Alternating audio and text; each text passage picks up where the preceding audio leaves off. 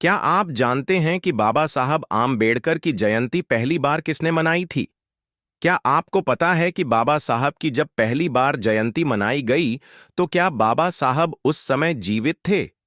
आज हम इस वीडियो में इसी के बारे में चर्चा करने वाले हैं। अगर आप इस वीडियो को पूरा नहीं देख सकते, तो वीडियो को यहीं छोड़ दीजिए, क्योंकि मैं नहीं चाहता कि आपके पास कोई अधूरी जानकारी पहुंचे, क्योंकि अधूरी जानकारी बहुत खतरनाक होती है। जय भीम दोस्तों, आप देख रहे हैं the Dalit junction YouTube channel.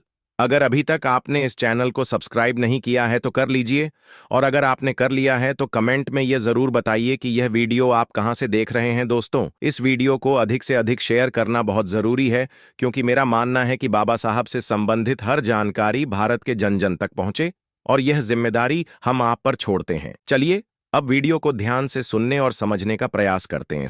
साल था 1928। पुणे भारत अंग्रेजों के अधीन था और समाज जातिवाद की जंजीरों में जकड़ा हुआ। 14 अप्रैल की सुबह कुछ अलग थी। शहर के कोने कोने में एक खबर फैल रही थी, आज कुछ बड़ा होने वाला है। लेकिन कोई नहीं जानता था क्या अचानक एक रथ दिखाई देता है, सज्जित भव्य, जैसे किसी महाराजा का स्वागत हो रहा हो।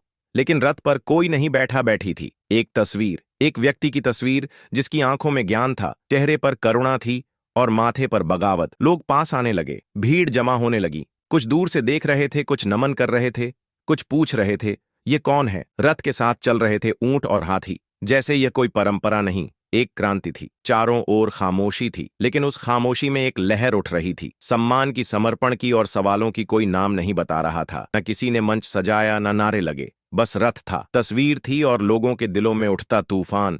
कई लोग चुपचाप आंसू पोंछते रहे। कईयों ने पहली बार महसूस किया, हमारा कोई है जो हमारी बात कर रहा है। इस पूरे आयोजन के बाद लोग सोच में डूबे थे, कौन था ये, किसने ये सब किया। शहर के कोनों में कान्हा फूंसी शुरू हुई। कोई साधारण व्यक्ति नहीं था वह, किसी ने कहा एक मास्टर था, किसी ने कहा वह बाबा साहेब का दीवाना था, पर नाम किसी को पता नहीं चला। वर्षों बाद जब इतिहासकारों ने उस दिन को खंगालना शुरू किया, पुरानी किताबों, डायरी के पन्नों और चश्मदीदों की बातों में एक ही नाम बार बार उभरा, जनार्दन सदाशिव रणपिसे। जी हां, आपने सही सुना, जनार्दन सदाशिव रणपिसे। ये वही व्यक्ति थे जिन्होंने पहली बार बाबा साहब की जयंती पुणे में मनाई थी। एक शिक्षक, एक सच्चा अनुयायी, जिसने पहली बार 14 अप्रैल को बाबा साहेब आम्बेडकर के नाम समर्पित किया, जिसने बिना शोर किए, बिना क्रेडिट लिए एक परंपरा की नियम रखी, जो आज आम्बेडकर जयंती के नाम से पूरे देश में मनाई जाती है।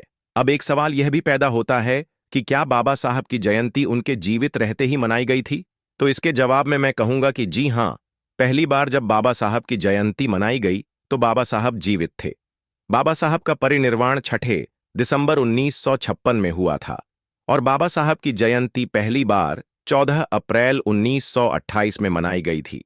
बाबा साहब की उम्र उस समय सिर्फ 37 साल थी।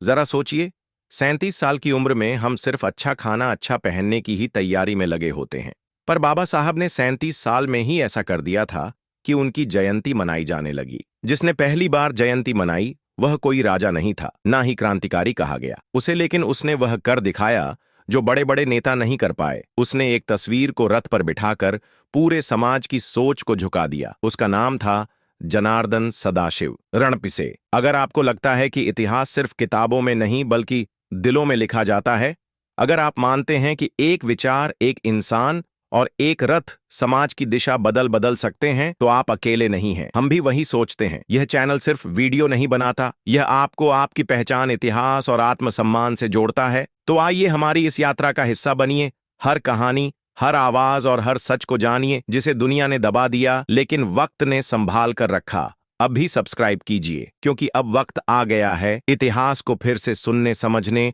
और महसूस करने का। मिलते हैं अगली वीडियो में नई जानकारी के साथ, पर यह जिम्मेदारी हम आप पर छोड़ते हैं कि आप इस जानकारी को भारत के कोने कोने में पहुंचा देंगे। जय भीम, जय भारत चैनल पर दलित समाज से संबंधित और भी वीडियो अपलोड है, आप उनके देख सकते हैं। मिलता हूं किसी और वीडियो में।